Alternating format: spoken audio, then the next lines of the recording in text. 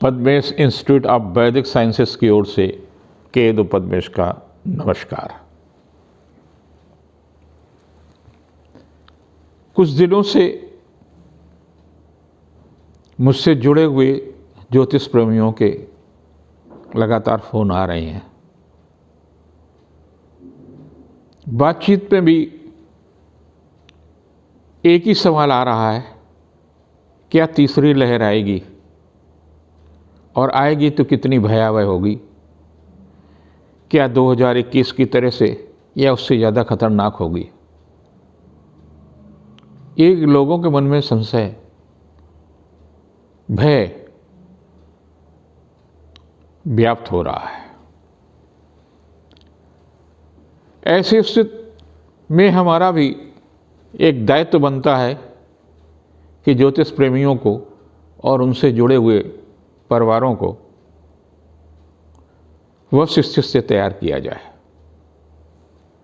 अगर हम देखें कैसे क्या हुआ तो कई चीज़ परिवर्तित आपको दिखाई देंगी। जब पहली बार कोरोना का प्रभाव हुआ तो उसमें दो कारण समझ में आए। 2 जुलाई 2019 से कुछ ऐसी ग्रह स्थितियां बनी कि 2 जुलाई 2019 को सूर्य ग्रहण और ठीक 15 दिन यानी 16 जुलाई को चंद्र ग्रहण बना। उसके बाद में 5 जनवरी और 21 जनवरी को भी ऐसी स्थिति रही जो कि अदृश्य था। उसका प्रभाव आपने 2020 में देखा कि जनवरी से किस प्रकार का परिस्थितियों का सामना करना पड़ा। 2020 में 5 जून को चंद्र ग्रहण था और 21 जून को सूर्य ग्रहण था। फिर 30 नवंबर को चंद्र ग्रहण और 14 दिसंबर को सूर्य ग्रहण था। यानी लगातार सूर्य ग्रहण और चंद्र ग्रहण का जो क्रम रहा, इसके दुखद परिणाम 2020 और 2021 में हमने देखे। भारत में कुछ ग्रहण दिखे, कुछ नहीं दिखे। 30 नवंबर का और 14 दिसंबर का जो ग्रहण था वो अदृश्य थे। अभी आप देखिए कि अभी हाल में चंद्र ग्रहण और सूर्य ग्रहण, यद्यप दोनों भारत में अदृश्य है, नवंबर दिसंबर का, 4 दिसंबर को सूर्य ग्रहण, तो ये जो एक ही महीने में अमावस्या और पूर्णिमा के जो ग्रहणों की स्थिति बनी है, ये बहुत अच्छी नहीं है। राशि परिवर्तन हुआ बृहस्पति का अलग अलग स्थितियों में, फिर से राशि परिवर्तन है। मकर से पहले धनु से मकर, मकर से फिर कुंभ में आया, कुंभ से फिर मकर में आया और फिर कुंभ में आ गया। ये 13 अप्रैल तक 2022 तक बृहस्पति जो है कुंभ राशि पर रहेगा। तो ये जो ग्रह स्थितियां हैं ग्रहण की और इन सब की, आपको सचेत होने की आवश्यकता है। 2021 की तरह से भयावह तो नहीं होगा, लेकिन कहीं कहीं इसका प्रभाव दिखेगा। तो कोरोना के प्रति आपको सचेत होने की आवश्यकता है, भयग्रस्त होने की आवश्यकता नहीं है। आपको अपने परिवार के प्रति जो दायित्व हैं उनको पूरा करना है। मास्क लगाना मत भूलें। आपस की दूरी बनाकर रखने में कोई नुकसान नहीं है। आप व्यापार कर रहे हैं, नौकरी कर रहे हैं, निर्भय होकर के व्यापार और नौकरी करें, लेकिन अपने स्वास्थ्य के प्रति सचेत रहें। कुछ भी ऐसा खाएं नहीं, कुछ भी ऐसा करें नहीं जिससे आपका स्वास्थ्य प्रभावित हो और एक मन कोरोना के भय से ग्रसित हो जाए। अगर आपको लगता है कि हम कोरोना के कहीं शिकार हो रहे हैं तो मेडिकली सुविधा जरूर लें। उत्तर प्रदेश की सरकार, केंद्र की सरकार ने टीकाकरण किया है। हमारे पूरे परिवार ने दोनों टीके लगवा लिए। यदि आपके परिवार ने टीके नहीं लगवाई हैं तो वैक्सीन जरूर लगवा लें, क्योंकि 13 अप्रैल तक बृहस्पति कुंभ में रहेगा और इधर 2 ग्रहण का प्रभाव कहीं न कहीं आपको भयग्रस्त कर सकता है। कहीं न कहीं आपके मन में आ सकता है कि कोरोना का कोई प्रभाव होगा, भले कोई दूसरा प्रभाव हो और उसके कारण से आपका मन अशांत हो। ये निश्चित रूप से है, ये पीरियड स्वास्थ्य के लिए बहुत अच्छा नहीं है, और स्वास्थ्य के लिए अच्छा नहीं है तो स्वास्थ्य में कुछ भी हो सकता है। उसके लिए आपको सचेत रहने की आवश्यकता है, भयग्रस्त होने की आवश्यकता नहीं है। भय से दूर रहिए। अपने कार्य दैनिक रूप में जिस प्रकार से करते हैं उस तरह से जरूर करते रहिए। ये मेरा अनुरोध भी है, और अगर इस अनुरोध को आप स्वीकार करते हैं तो विश्वास है कि आप पहले से बेहतर स्वस्थ रहेंगे, पहले से अधिक आर्थिक स्थिति मजबूत होगी। मांगलिक कार्य में जाइए, शादी विवाह में भी जाइए, स्कूल भी जाइए, सब जगह जाइए, लेकिन आप अपने को सुरक्षित रखें। आप अपने को सुरक्षित रखेंगे तो दूसरा अपने आप सुरक्षित होगा। इतना ही कर लेंगे तो हमारा देश तीसरे कोरोना की मार से सकुशल निकल जाएगा। हम बच जाएंगे, हम भयग्रस्त नहीं रहेंगे, हम परिवार में किसी को खोएंगे नहीं, हमारा बहुत सारा पैसा मेडिकल में नहीं जाएगा। और ये बड़ा आसान है कि हम इसको कर सकते हैं।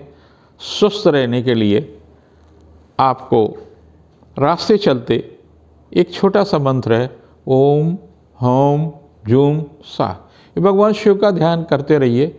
महामृत्युंजय मंत्र है। अगर इसको आप जप करते हैं तो निश्चित रूप से आपको लाभ मिल सकता है। ये मेरा अनुभव है, आप भी करके देख लीजिए, हमारे अनुभव में आप साझा करिए। जहाँ तक राशिफल का प्रश्न है, इस सप्ताह के बाद हम लगातार आपके लिए 2022 कैसा जाएगा इसी चैनल पर आपको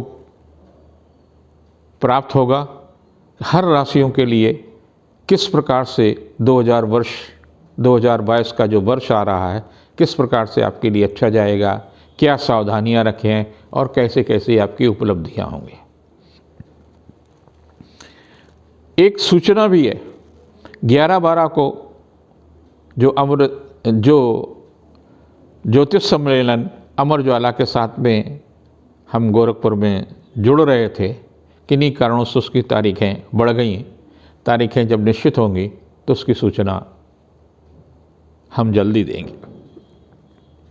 मेष राशि के लोगों के लिए आर्थिक रूप से सप्ताह काफी अच्छा होगा।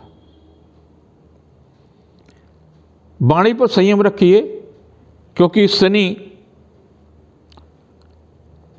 इस सप्ताह चंद्रमा के साथ मिलकर के विष योग बनाएगा और बृहस्पति साथ मिलकर के गज केसरी योग बनाएगा।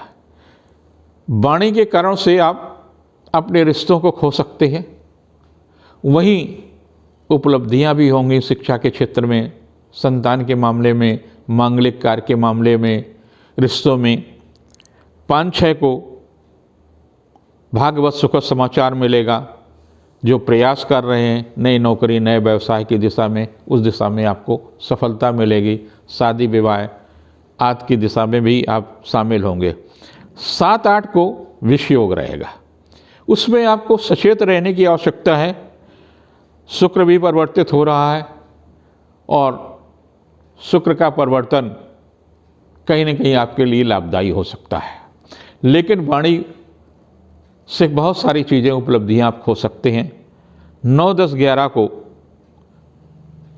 आपके एकादश भाव में माने 11वें भाव में चंद्रमा होगा और बृहस्पति के साथ होगा, तो शिक्षा प्रतियोगिता के क्षेत्र में सफलता मिलेगी, दूसरों से सहयोग लेने में सफलता मिलेगी, जीविका के क्षेत्र में सफलता मिलेगी। और जिनका बुध की दशा चल रही है उनके लिए तो बहुत ही अच्छा होगा, बुध का परिवर्तन होगा और बुध का परिवर्तन धन में होगा, तो आपके लिए कहीं न कहीं लाभदायी होगा, आर्थिक मामलों में लाभदायी होगा, दूसरों से सहयोग लेने में सफलता मिलेगी। सावधानी रखनी है अग्नि दुर्घटना से, सावधानी रखनी है वाहन से, क्योंकि केतु और मंगल और सूर्य की जो युति है वो कहीं न कहीं आपके लिए कष्टदायी रहेगी। जिनकी राशि वृष है आपके लिए काफ़ी सुखद होगा, व्यवसायिक रूप से भी, पारिवारिक दृष्टि से भी, मांगलिक दृष्टि से भी, शिक्षा प्रतियोगिता के क्षेत्र में भी, दूसरे से सहयोग लेने के दृष्टि से भी ये सप्ताह काफ़ी महत्वपूर्ण है। यानी उपलब्धियां ही उपलब्धियां आपके लिए हैं। मन जरूर राहु के कारणों से तनाव रहेगा, भयग्रस्त रहेगा। राहु आपकी ऊर्जा को खींचता है, उस ऊर्जा से आप अपने आप को बचा कर रखें। 5-6 को थोड़ा सा स्वास्थ्य के प्रति सचेत रहें। कोई ऐसी बात हो सकती भाई बहनों के कारणों से कि तनाव मिल सकता है। 7-8 को विष योग रहेगा। भाग्यवश आपको पिता से अच्छे रिश्ते रखने चाहिए, संबंधित अधिकारी से रिश्ते अच्छे रखना चाहिए। और 9, 10, 11 को बुध का परिवर्तन आपके लिए सुखद होगा। गज केसरी योग के कारणों से प्रतिष्ठा में वृद्धि होगी। नौकरी, व्यापार आदि की दिशा में चल रहा प्रयास फलीभूत होगा। जिनकी राशि मिथुन है उनके लिए भी काफ़ी महत्वपूर्ण सप्ताह जाएगा। बुध का परिवर्तन इसी सप्ताह है, शुक्र का परिवर्तन इसी सप्ताह है। दोनों ही परिवर्तन आपके लिए सुखद होंगे, आर्थिक रूप से भी और पारिवारिक दृष्टि से भी। मांगलिक कार्य की दिशा में सफलता मिलेगी, लेकिन स्वास्थ्य के प्रति सचेत रहने की आवश्यकता अवश्य है। 12वें राहु है, कोई ऐसा कार्य न करें जिसके कारण से आपको लज्जित होना पड़े, तनावग्रस्त होना पड़े। सावधानी रखने की आवश्यकता जरूर है। शनि की लघु कल्याणकारी ढैया भी है, लेकिन बृहस्पति की स्थिति अच्छी है और बुध भी परिवर्तित होकर के काफ़ी अच्छी स्थिति में होगा। मंगल और केतु और सूर्य की जो युति बनेगी वो थोड़ा सा कष्टदायी रहेगी। आपको सचेत रहने की आवश्यकता है। इस सप्ताह लाल कपड़ों का प्रयोग कम से कम करें। 5-6 को व्यवसायिक मामलों में सफलता मिलेगी, जीवन साथी का सहयोग मिलेगा, दूसरे से सहयोग लेने में सफलता मिलेगी। वहीं 7-8 तनावपूर्ण है, व्यर्थ की उलझने रहेंगी। स्वास्थ्य के प्रति सचेत रहने की आवश्यकता है। कोई ऐसा कार्य न करें जिसके कारण से आपको अपयश मिल सकता है। 9, 10, 11 आपके लिए बहुत ही लाभदायी तिथियां हैं। आर्थिक और व्यवसायिक मामलों में सफलता मिलेगी, प्रतिष्ठा में भी वृद्धि होगी, कोई बड़ी उपलब्धि भी हो सकती है, सम्मान पुरस्कार किसी तरह का मिल सकता है। जिनकी राशि कर्क है उनके लिए सप्ताह काफ़ी महत्वपूर्ण होगा। कर्क में शुक्र हमेशा कहीं न कहीं समस्याएं देता है और उसका परिवर्तन हो रहा है। कर्क में शुक्र जो है मकर में जाएगा, दाम्पत्य जीवन में जो तमाम समस्याएं चल रही उस दिशा में सफलता देगा। वहीं बुध स्वास्थ्य के प्रति सचेत रहने की आवश्यकता है। भाई बहनों से रिश्तों को मजबूत करने की भी आवश्यकता है ताकि किसी प्रकार का तनाव ना मिले। 5-6 को आर्थिक मामलों में सफलता मिल सकती है, रिश्तों में चले आ रही समस्या का समाधान होगा। 7-8 को जीविका के क्षेत्र में प्रगति होगी, उपहार, आर्थिक प्रगति, धन यश कीर्ति में वृद्धि होगी। लेकिन 9, 10, 11 को यात्रा भी हो सकती है, व्यर्थ की उलझने रहेंगी, स्वास्थ्य के प्रति सचेत रहेंगे। जिनकी सिंह राशि है उनके लिए शुक्र का परिवर्तन छठे होगा, तो उन्हें स्वास्थ्य के प्रति सचेत रहने की आवश्यकता पड़ सकती है। लापरवाही न बरतें। और शनि के साथ में चंद्रमा का विष योग बनना, तो कम से कम वाणी पर तो संयम रखें, कुछ भी ऐसा ना खाएं जो स्वास्थ्य खराब हो जाए। और वहीं गज केसरी योग भी बनेगा तो आपको व्यावसायिक सफलता मिलेगी, अपने कार्य में सफलता, जिस तरह से आप नौकरी कर रहे हैं, जिस तरह का व्यापार कर रहे हैं, उसमें भी सफलता मिलेगी। 5-6 आपके लिए काफ़ी महत्वपूर्ण तिथियाँ होंगी। पारिवारिक या मांगलिक कार्य में भी सफलता मिलेगी। लेकिन 7-8 तनावपूर्ण तिथियाँ हैं। स्वास्थ्य के प्रति भी सचेत रहने की आवश्यकता और ख़ास तौर से वाणी पर तो नियंत्रण रखने की आवश्यकता है ताकि आपके रिश्ते न खराब हो। वहीं 9, 10, 11 आपके लिए काफ़ी लाभदायी है। ससुराल पक्ष का भी सहयोग मिलेगा, जीविका के क्षेत्र में भी सफलता मिलेगी, पारिवारिक प्रतिष्ठा बढ़ेगी। जिनकी राशि कन्या है, बुध का परिवर्तन आपके लिए सुखद होगा, स्वास्थ्य में सुधार होगा, रिश्ते मजबूत होंगे, दाम्पत्य जीवन भी ठीक होगा। गज केसरी योग बन रहा है। तो परेशानी कहाँ है? परेशानी आपकी सोच में है। अपने आप को भयग्रस्त मत करिए, डिप्रेशन में मत जाने दीजिए। स्वास्थ्य के प्रति सचेत रहने की आवश्यकता है क्योंकि संवेदनशील राशि है। 5-6 कुछ ऐसी तिथियां हैं, व्यस्तता रहेगी, आर्थिक मामलों में सफलता मिलेगी, दूसरों से सहयोग लेने में भी सफलता मिलेगी। लेकिन 7-8 को आप व्यर्थ में झगड़ा कर सकते हैं, जीवन साथी से भी कर सकते हैं, माता पिता से भी कर सकते हैं, जहाँ नौकरी करते हैं वहाँ कर सकते हैं, जहाँ व्यापार करते हैं वहाँ भी कर सकते हैं। तो सचेत रहिए। 9, 10, 11 को गज केसरी योग बन रहा है, ये आपके लिए लाभदायी होगा। रिश्तों में मजबूती आएगी, दाम्पत्य जीवन में जो कुछ थोड़ी बहुत परेशानियाँ आप उत्पन्न कर देते उसमें भी सुधार आएगा। जिनकी राशि तुला है, यूँ तो आपकी राशि पर लघु कल्याणकारी ढैया चल रहा है, लेकिन शुक्र का परिवर्तन आपके लिए बहुत ही अच्छा होगा और शुक्र आपको भौतिक सुखों में उपलब्धि देगा, आर्थिक मजबूती देगा। आपको शादी विवाह समारोह सांस्कृतिक मांगलिक कार्यों में हिस्सेदारी रहेगी, दूसरे से सहयोग लेने में भी सफलता मिलेगी, शिक्षा प्रतियोगिता के क्षेत्र में भी सफलता मिलेगी, संतान के दायित्व की भी पूर्ति होगी और 5-6 को किया गया पुरुषार्थ सार्थक होगा, व्यवसायिक प्रयास भी सफल होगा, जीविका के क्षेत्र में भी सफलता मिलेगी। 7-8 को घर गृहस्थी के कार्यों में व्यस्त रहेंगे, कहीं किसी रिश्तेदार के कारण से या किसी पारिवारिक सदस्य के कारण से तनाव भी मिल सकता है। लेकिन 9, 10, 11 आपके लिए बहुत ही उपलब्धिपूर्ण होगी, मन प्रसन्न होगा, बुद्ध कौशल से किया गया कार्य संपन्न होगा। जिनकी राशि वृश्चिक है, आपकी राशि पर मंगल और केतु और सूर्य की जो युति है, ये कहीं न कहीं ब्लड प्रेशर को बढ़ाएगी। थोड़ा सा क्रोध पर भी नियंत्रण रखने की आवश्यकता है क्योंकि इस सप्ताह में एक बार ऐसा भी आएगा जब विष योग होगा, तो आप वाणी पर संयम नहीं रखेंगे तो रिश्ते भी खराब होंगे, आपके मित्र से भी हो सकते हैं और जहां आप नौकरी या व्यापार करते हैं वहां भी हो सकते हैं। तो वाणी पर थोड़ा सा संयम रखने की आवश्यकता है। 5-6 को आर्थिक योजना को साकार रूप देने की कोशिश करेंगे, सफलता मिलेगी। लेकिन 7-8 को अधीनस्थ कर्मचारी, पड़ोसी, भाई या और रिश्तेदारों के कारण से तनाव की स्थिति आ सकती है। 9, 10, 11 को जीविका के क्षेत्र में चल रहा प्रयास सार्थक होगा, रिश्तों में मजबूती आएगी, मांगलिक या सांस्कृतिक उत्सव में हिस्सेदारी रहेगी। जिनकी राशि धनु है, आपके लिए तो विशेष रूप से लाभदायी है, पुरुषार्थ आपके लिए फलदायी है। शनि का उतरती हुई ढैया है, जाते जाते आपको कुछ दे सकती है और ये सप्ताह ही काफ़ी महत्वपूर्ण है। इस सप्ताह में जो है आपको चाहिए कि आप भगवान विष्णु की उपासना करें, तो आपके लिए विशेष रूप से लाभदायी होगा। 5-6 को भावुकता पर नियंत्रण रखने की आवश्यकता है, व्यर्थ की उलझनें मिल सकती हैं। 7-8 को वाणी पर नियंत्रण करने की आवश्यकता है क्योंकि दूसरों से रिश्ते खराब कर सकते हैं। लेकिन 9, 10, 11 को रिश्ते मजबूत होंगे, आपको अपनी गलती का भी एहसास होगा, सहयोग मिलेगा, दूसरे से किस तरह से काम लेना है ये भी आप भली भांति जानते हैं, उस दिशा में सफलता मिलेगी, मांगलिक या सांस्कृतिक उत्सव में हिस्सेदारी रहेगी।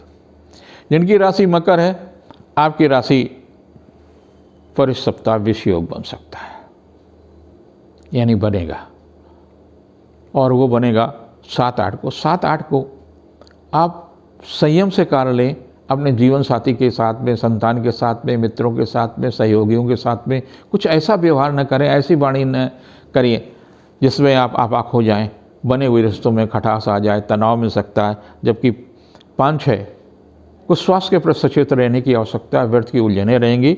और 9, 10, 11 को आर्थिक पक्ष मजबूत होगा, दूसरे से सहयोग भी मिलेगा और अपनी गलती का भी एहसास होगा कि मैंने जो नहीं कहना चाहिए, भले ही उसको स्वीकार करना करें, लेकिन मन में आपको लगेगा ज़रूर।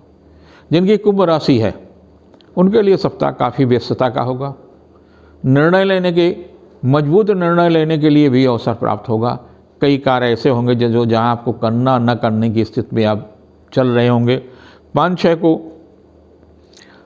संतान के दायित्व की पूर्ति होगी, शिक्षा प्रतियोगिता के क्षेत्र में भी सफलता मिलेगी, व्यवसायिक प्रयास सफल होगा। और 7-8 तनावपूर्ण है। वाणी पर भी संयम रखिए, स्वास्थ्य के प्रति भी संयम रखिए। ऐसा कुछ मत करिए जिसके कारण से आपको अपयश या तनाव की स्थिति का सामना करना पड़े। और 9, 10, 11 को गजकेसरी योग है, आपके रिश्तों में मजबूती आएगी, पारिवारिक प्रतिष्ठा बढ़ेगी, आर्थिक लाभ मिलेगा, सांस्कृतिक या मांगलिक कार्य की हिस्सेदारी रहेगी। जिनकी राशि मीन है, पारिवारिक दृष्टि से काफ़ी महत्वपूर्ण होगा, लेकिन राशि का स्वामी बृहस्पति 12वें होगा। 12वें होने का तात्पर्य ये कि स्वास्थ्य के प्रति उदासीन न रहिए, कहीं न कहीं तनाव मिल सकता है।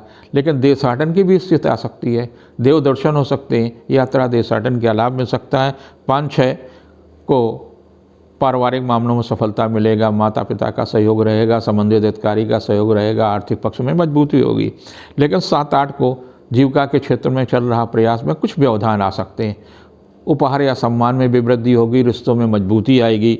9, 10, 11 को स्वास्थ्य के प्रति सचेत रहने की आवश्यकता, खासतौर से सर्दी के मौसम में सर्दी से बचने का प्रयास करें, वो आपके लिए बेहतर होगा। धार्मिक यात्रा भी हो सकती है, देव दर्शन हो सकते हैं, ये आपके लिए लाभदायी है। आर्थिक पक्ष मजबूत रहेगा। ये सप्ताह सभी के लिए अच्छा। अगले एपिसोड का प्रतीक्षा करिए। हम मेष से लेकर के मीन राशियों के लिए 2022 कैसा आपके लिए होगा, देश के लिए कैसा होगा, इस पर चर्चा करेंगे। और जो मैं एक लंबे समय से, लगभग 57-58 वर्ष हो गए हैं मुझे ज्योतिष के माध्यम से सेवा करते हुए, और तमाम समाचार पत्रों में, ख़ास तौर से जागरण में, आप नई दुनिया में मेरा राशिफल पढ़ते हैं, तमाम जगह पढ़ते हैं, तो उसी आधार पर कोई ऐसा देश का बड़ा पत्रकार नहीं जिससे हम जुड़े न रहे हों, जिसके माध्यम से आपसे सेवा ज्योतिष की न कर सके हों। तो अगले एपिसोड की प्रतीक्षा करिए। हम 2022 कैसा होगा ये बताएंगे आपको। तब तक के लिए नमस्कार।